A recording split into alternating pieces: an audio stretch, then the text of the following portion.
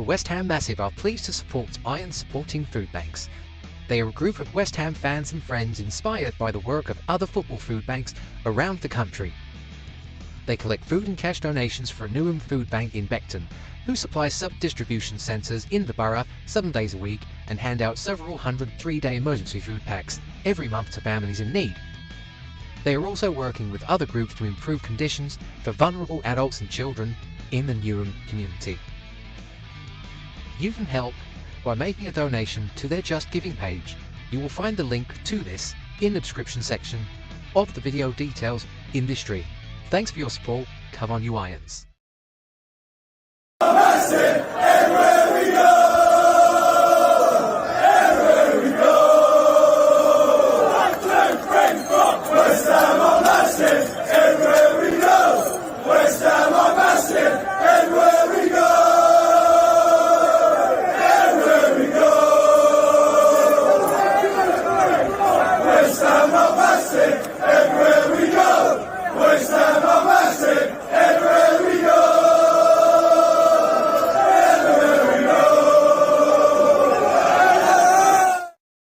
Oh, hang on. I didn't press that button. There you go. As if by magic I appear.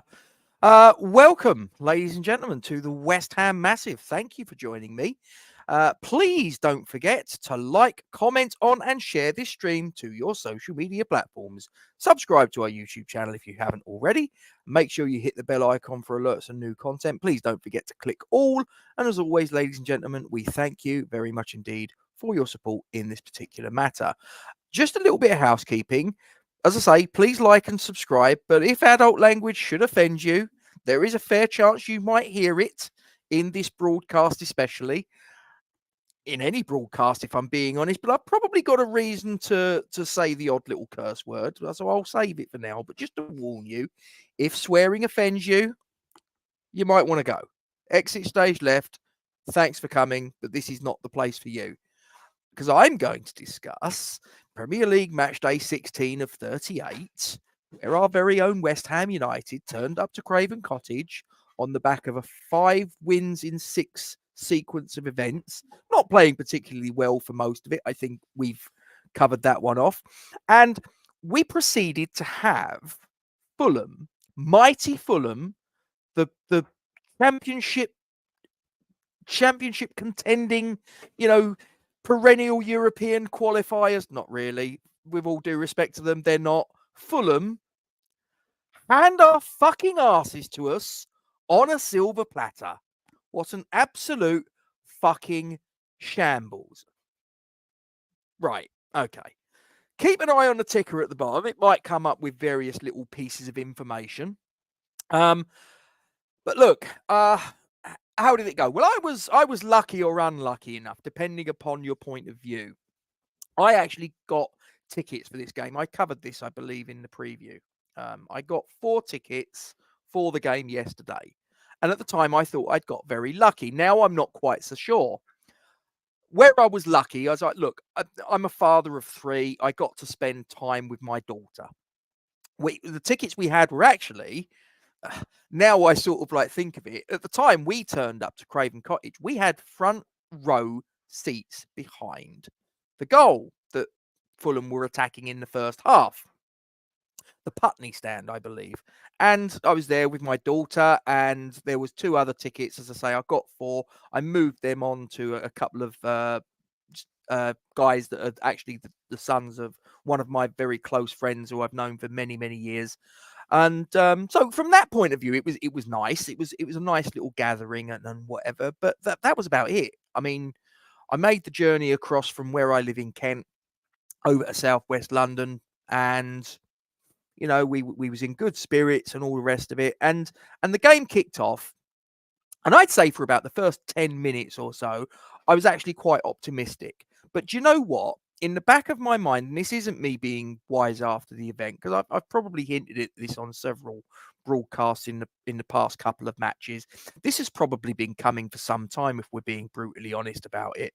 Because despite the fact that we've been getting wins, and we've kind of sort of been saying, well, the sign of a good team surely is one that wins even when they're doing badly. But it's just a matter of time before something goes wrong. You can't keep playing poorly and expect to get results. Well, it all came crashing down around us yesterday at Craven Cottage. Let's be honest. We just didn't get going at all in any way, shape, or form. We were picked off. I mean, look, I don't want to point fingers, but I'm going to. And I know that obviously what I got told was it was a virus, this, that, and the other. But fuck me, Aaron Cresswell, Jesus Christ. That first 45 minutes where we found ourselves 3 goals down and the damage was done. We weren't ever coming back from that. We just weren't. But fucking hell, he's done. He's done. He needs to be moved on. And look, he's been a great servant for the club, but everything has its time. Everything must pass.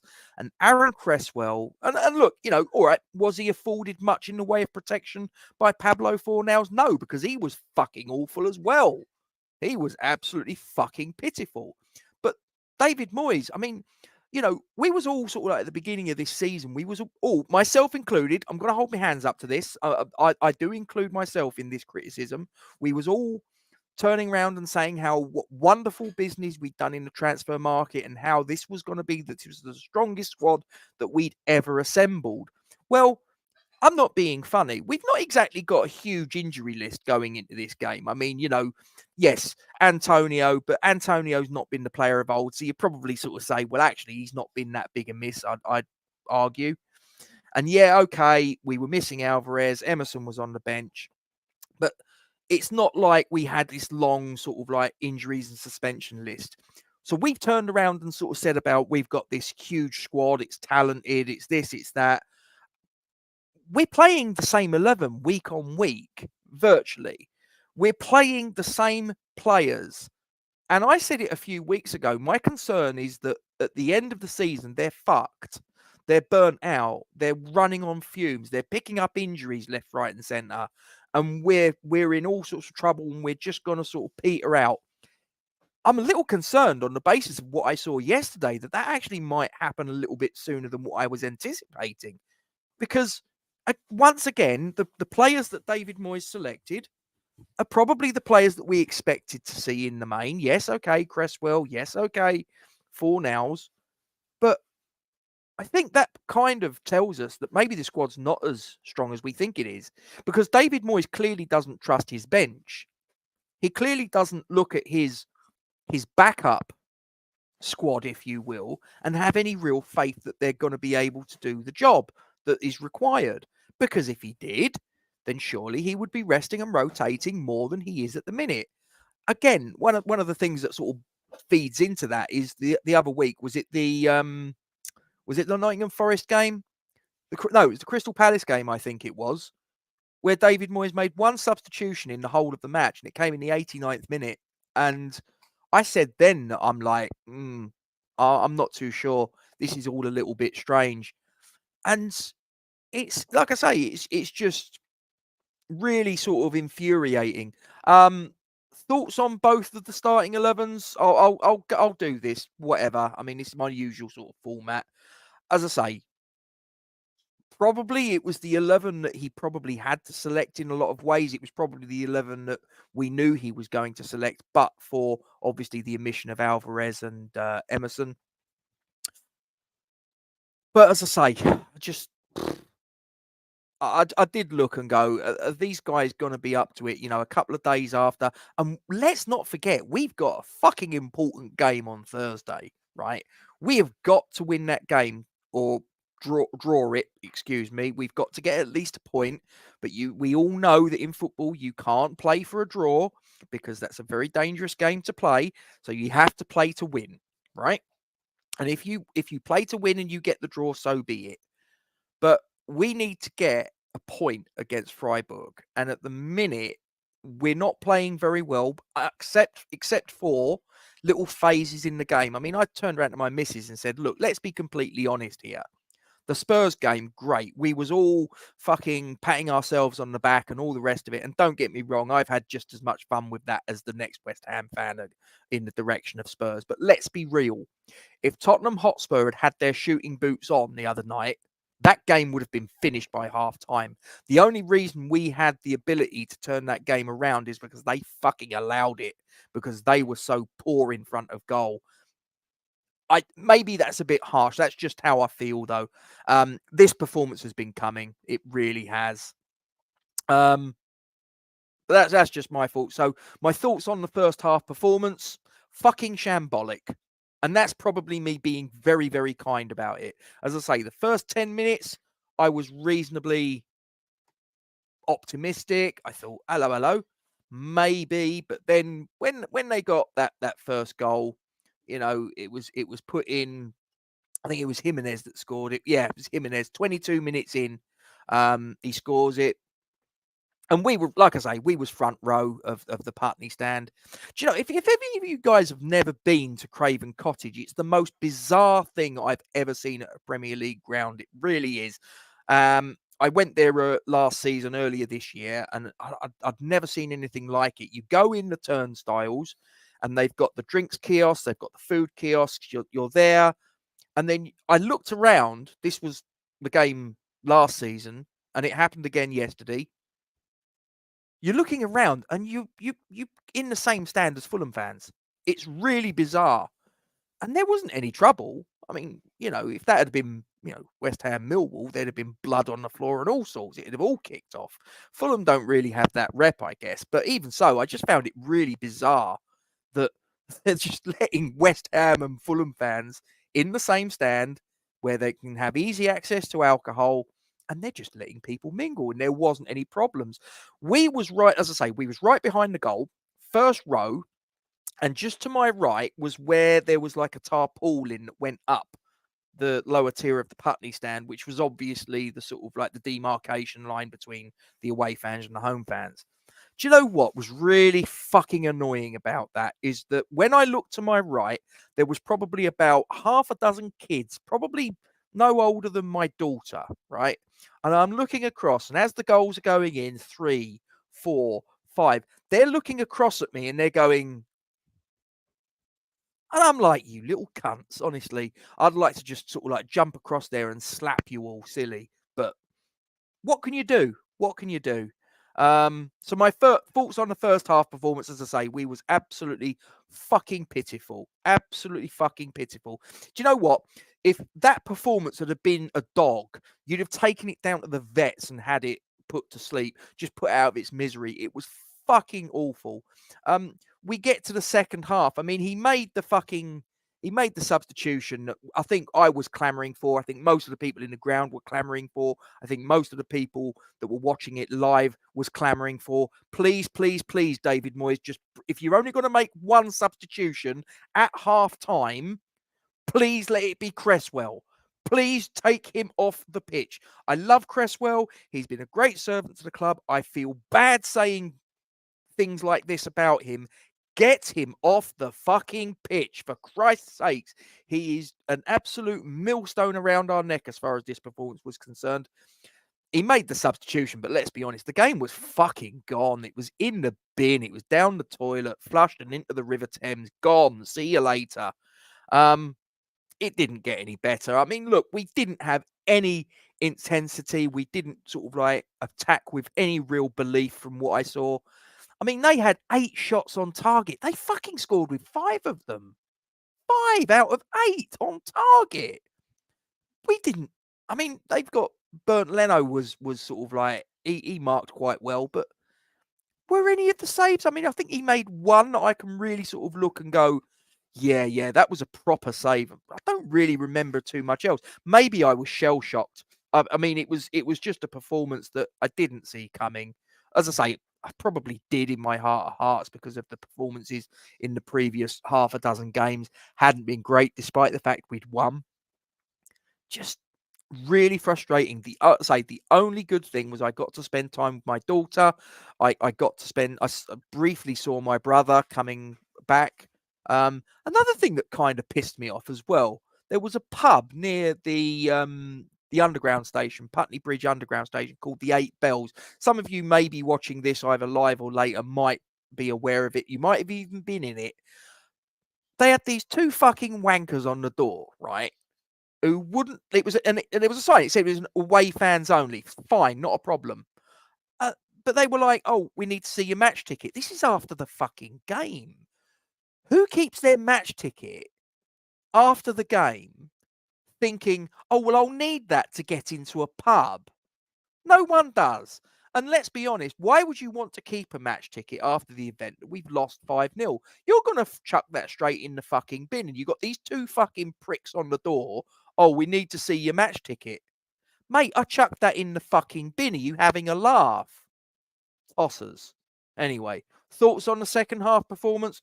Not really significantly better than the first. Probably the only thing you could say is, well, at least we didn't concede another 3. We only conceded another 2. Oh, well, that's all right then. We just lost 5-0 away from home against a team who, let's be perfectly honest, aren't exactly, like I say, it's not exactly we're playing prime Barcelona or prime Brazil, is it? It's fucking Fulham, for Christ's sakes.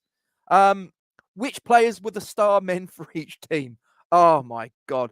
Do you know what? On the Sky Sports website, the report for yesterday's game, they've got the man of the match only played 45 fucking minutes, Harry Wilson. And I'm struggling to make a case for any of our guys. Who could I actually say? The only guy that I would say, and this is me just being on the basis of what I saw yesterday, and I'm not saying that he had any real quality, regrettably, but I can't really blame him for it. Jared Bowen, bless him, he run his bollocks off, that boy. He really put a shift in. Now, what did it sort of amount to anything? Did it amount to a goal? No, it didn't. It didn't. But I'll tell you what, there was one point, and you guys that were watching this at home might not be aware of this. There was one point in the second half where he's coming out, he's closing players down, and they're just playing around him. They're just like ping, ping, ping, ping, ping. And he's running around like a fucking blue-ass fly trying to get the ball. And no one's going with him. He's putting pressure on them. He turns around. No cunt's gone with him. And he just turned around and he starts sort of like, fucking come on, boys. Where the fuck are you? I felt so sorry for him. I really do. He's probably the only one that I could give any sort of credit to. And I'm probably going to say it. I mean, Fabianski, all right, he conceded 5, but could he have done anything with any of the 5 goals? I'm not sure I put too much of a blame on him, to be honest. I think he was let down by the players in front of him, quite frankly. Was the final score a fair reflection of how the match panned out? I can't argue with it. We weren't good enough. And as I say, that performance has probably been creeping up on us over the last couple of weeks, if we're being completely honest. Yes, we've won the games, but how many of those games have we actually played well for the majority of the match? Not many, I would argue. How do I think this result will impact on our next match? Well, I dread to think, really. I really do, because confidence, I'd imagine, has taken a bit of a hit from this. It fucking needs to, because I think anytime you lose a game like this, it surely should knock your confidence. But there's one of 2 ways you can go. It's fight or flight time, boys. It's fight or flight. This is where we're going to see who the real West Ham are. And, will you please stand up? And we need to see it pretty quick, because if we get smashed to bits by Freiburg, well, okay, we're still going to go through into the next round. But that next round becomes a playoff round against a team dropping down from the Champions League. I don't know about you, but I look at some of those teams that it could potentially be, and I think, ooh, those over 2 legs. I don't fancy that too much. And it's an extra 2 games. We've already touched on the fact that the squad is not really getting the rest and recuperation because of the rotation that David Moyes should employ and doesn't. Substitutions that he should employ and doesn't. So he's going to flog the bulk of these players for the rest of the season as much as he can, because he's got no fucking choice, because he's done a poor job at building the squad over a period of time. We haven't got a proper fucking striker, for instance. It's ridiculous. I really do fear for this next game against Freiburg, because let's be completely honest, they've been looking very, very impressive in the last few European games. We haven't. I'm going to have a little look at the comment section, guys. I've got a lot of this off my chest. It doesn't make me feel any better, and it doesn't fundamentally change the result. But I just wanted to share it with you. I just wanted to get it off my chest because, as I say, I feel so utterly let down. So utterly let down by the guys yesterday. Look, I know they didn't mean it. I know they didn't go out there and go, oh, I'll tell you what, see that cunt in the front row? We're going to fuck his day right up. I'm sure they didn't do that, but they managed to do it. They did. Wolf, hope you're doing well, mate. No, you're not going to get any Moyes in from me, mate. Not on the basis of that. But in answer to your question, my day, other than that, is it's gone okay. It's gone okay. Nothing special, but it's Monday. Hope you're doing well, Mark. Charlie, hope you're well. Kent's in. Shambles, disgrace, completely inept performance. Only good thing was the fans about the. Do you know? Again, thank you, Kent. That is one thing I will say. The fans sung to the end.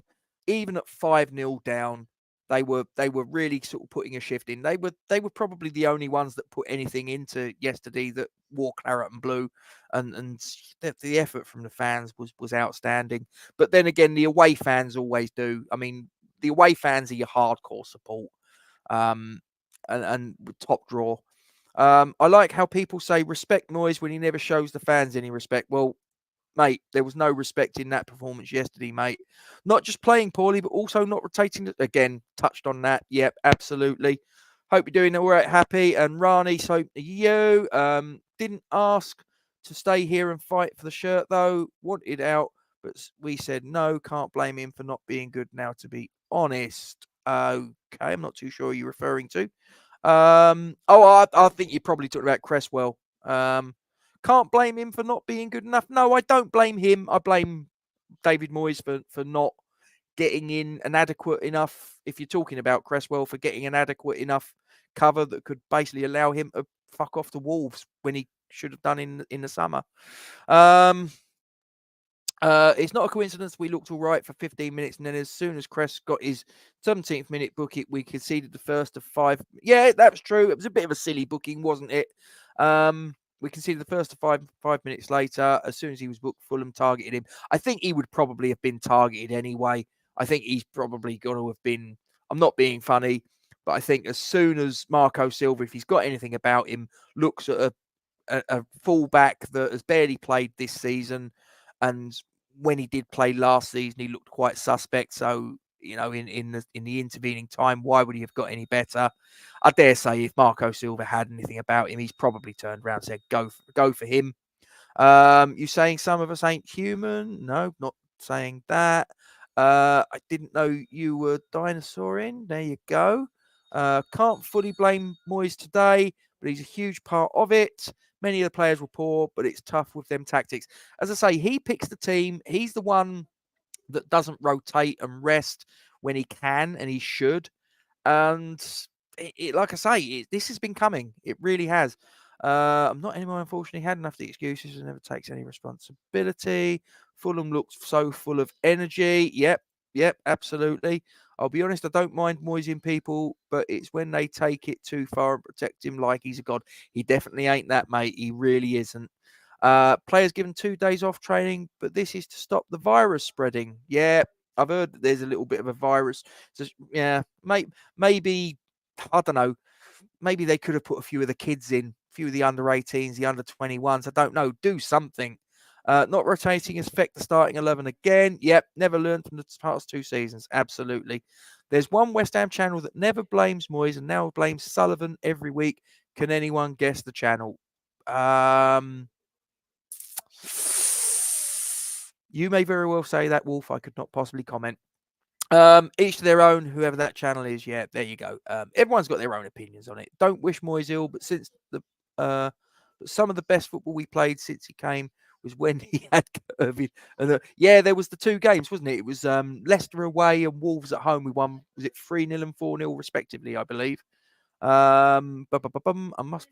We must find a way to spread COVID, David. You get used to most of that stand, and the rest was neutral stand, Rob. Yeah, it just seemed it's just a bit weird, as I say. It was the first time I'd seen it last season. Was this sort of stand where, like I say, it was everybody was mingling. It was really bizarre. I'd never seen it before. 6 months sabbatical for Moyes would do me. Fair enough. That would help, to be fair. says Wolf. Our bench is full of underpar players who are too much of a drop-off in standards for our first team. Moyes hasn't been rotating, but then, to be honest, although a few of them should have been used. But whose responsibility is that? It's up to Moyes. Moyes, it's not like Moyes has just turned up at West Ham. He's been the manager for what? 4 seasons? 5 seasons now? Those players, that squad is his. If he's not got the adequate reinforcements in, that's on him. No one else. The new manager would make the club fight for places, players fight for places. That's why you always see positive reactions when clubs bring in new managers. I mean, that's usually just a temporary thing, in fairness, though, Wolf, the old new manager bounce. But thing is, Moyes can be a very good manager if he made simple changes. The thing is, I just think he's so set in his ways that I don't think he's going to fundamentally change anytime soon. It's just his OCD gets in the way. No idea why he brought on Oggy on. Any ideas? Don't know. It was a very strange substitution. I was sitting there going, oh, well, that's going to make a difference, isn't it? I see that, Rob, with Bowen. 1-man press. Look on the bright side, Rob. Liverpool away next Thursday. I'm going with my daughter to that one as well. I'm going. Is it Thursday? I thought it was Wednesday. I thought it was a Wednesday. In fact, I'm sure it's Wednesday. Wednesday the 20th. Hang on. Yeah, it's Wednesday the 20th. That was a ridiculous sub. Why would you bring on our slowest defender, and playing higher up at times was silly. Bowen tried everything, still at 5-0 down yesterday. Still gave his all. Think he has much respect for Moyes in the club. Yeah, look, I can't have a go at Bowen for yesterday. He tried. It didn't work for him, but he was having a go, and he was getting frustrated with when he looked around and saw that no cunt was going with him. Gemma, hope you're well. I think we have a few more thumpings to come, to be honest. We've been lucky. Other teams haven't capitalised on us, and Fulham were the first. I think you might be right. I think we might have to brace ourselves for maybe a bit more pain down the track. Is the playoff rounds during the AFCON? Do you know what? I don't know. I'd have to check. It's not inconceivable. And if it is, well, that's even better, isn't it? We could potentially be playing a Champions League team over 2 legs with some players missing, the likes of Cottagers. I mean, fucking Ben Rama wouldn't be a miss. I'll tell you this now. Again, you guys might not have seen this when if you was watching it on the telly. He had a shot after coming on as a substitute, and his shot at goal hit the roof of the Putney stand. I kid you not. I saw it with my own eyes. The fucking ball hit the front of the roof of the Putney stand. A shot at goal. Fuck me.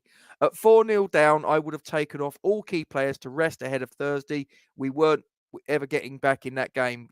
You make a valid point, but he wouldn't have done it, and he didn't do it. Cottagers and Bowen were isolated a lot of the game. I don't think you can blame the attackers too much. As I say, Bowen, Cottagers, I don't think did enough for me. I think he was a little bit inconspicuous. Bowen, as I say, yeah, massively. As I say, he was putting the press on. He was going around. He was chasing the ball like a cat would chase a ball of wool or whatever. And he turned around looking for a little bit of backup, and it was about 30 yards up the fucking pitch, and he was really, really getting frustrated with it. Can anyone explain why Cornet's not getting a look in? I just don't think he fancies him, Ian. I just don't think that Moyes trusts him. I just don't think that Moyes has any faith in him. I really don't. Cornet looked energetic and helped us last game. He needs a few more chances for me. There must be a personal thing going on there, mate. I really can't work it out. He plays 4 nows despite virus. No Cornet. Mate, ridiculous. Sorry, Rob. It is Wednesday the 20th from going. Well, I might see you there, mate. You never know your luck. I might see you there. I am going on one of the official club coaches, my daughter and I. Yes, Bowen deserves some credit. Still working his ass off, even when 5-0 down. Yeah, as I say, can't knock him. Can't knock him. We've been nicking games in dying minutes. Now we've been found out. Yeah, look, again, I can't argue with it. I'd love to be able to argue the toss on your point there, Mark. I can't. Kent says, Rob's right. Benny's strike did hit the top of the stand and bounced that back down on the pitch.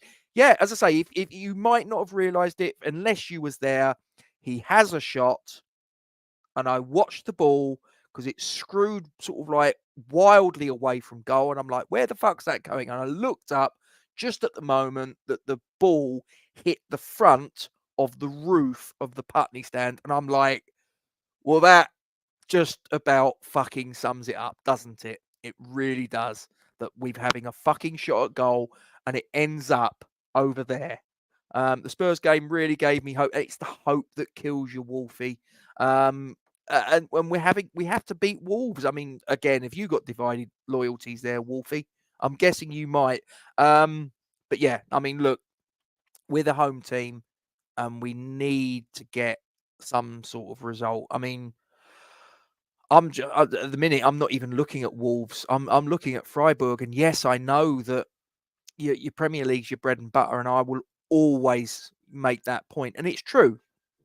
But I just think that I don't want the obstacle of having 2 more games than we otherwise would have if we win the group in the conference league, in the Europa League, excuse me, and we have to play a Champions League team. And yes, all right, you could turn around and say, well, they're not a very successful Champions League team. They would be a team that finished 3rd in their group.